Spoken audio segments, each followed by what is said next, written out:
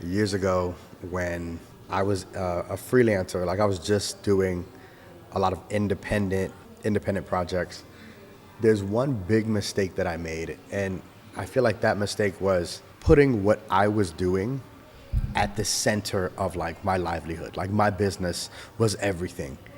Income, everything. Oh my gosh, I own a business. But now looking back on it, what I wish I would have done, I wish I would have taken a large percentage of everything that I generated, even the smallest things that I generated, and put that into acquiring other businesses or other ventures. So like let's say I did a project and I made $1,000.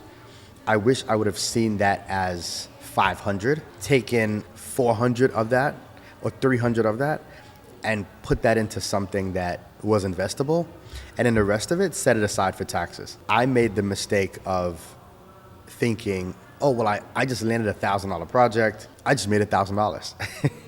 And that has led me to make a number of, I would say, bad financial decisions.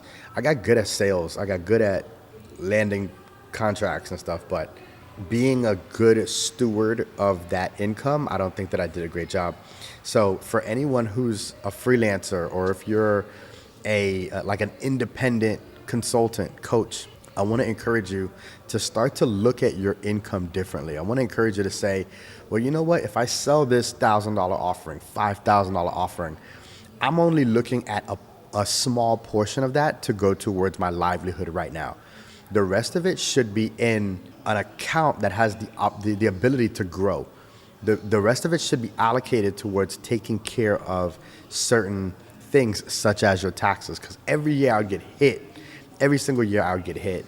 And I would be surprised every year. I'm like, oh, why am I getting hit with so many taxes? And when I look at everything, I'm like, okay, whenever you generate income, large portion of it goes towards something that's investable. It could be, I mean, if you want, you could put a portion of that into, like, let's say the stock market, right?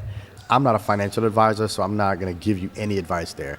But if I were to put more of that capital that I made years ago into, let's say, the stock market, I would have had something that was growing, and just the way that I was or would have been pursuing income would have been different.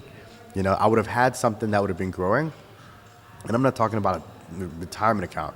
I'm referring to something that's actively being invested and managed, and then a portion of that I could have been using towards paying my other responsibilities like taxes. I just was not good at that. I didn't make good decisions on that front, you know. So if you're just getting into the space, I want to encourage you to, all right? I want to encourage you to make good financial decisions and see things from a vantage point of like things growing and not your business being the center of your livelihood. Again, like if you think about it, when you purchase like, let's say, stock or some type of security, you're essentially buying a tiny piece of businesses, right? Like of a portfolio of businesses. So you're still entrepreneurial. Just because you're taking that and putting it into, let's say, someone else's business, you're still entrepreneurial. A portion of you, you're a business owner. The other portion of you, you're an investor. Either way, that's entrepreneurial. You know, so don't be just a freelancer. Take a portion of that and invest it so that you can have a full breadth of that, like those entrepreneurial results.